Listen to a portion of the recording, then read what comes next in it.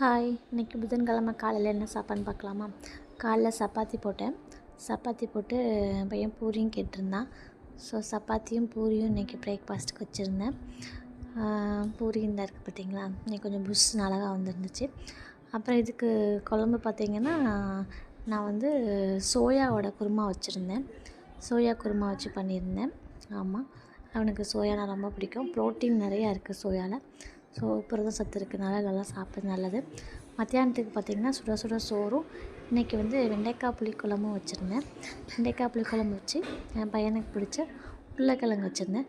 உங்கள் வீட்டில் என்ன சாப்பாடு சொல்லிட்டு மறக்காமல் கமெண்ட் பண்ணுங்கள். நீங்களும் இன்றைக்கி என்ன குழம்பு என்ன சாப்பிட்டீங்கன்னு கமெண்ட் பண்ணுங்கள்.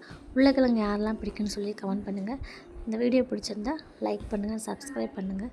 தேங்க்யூ.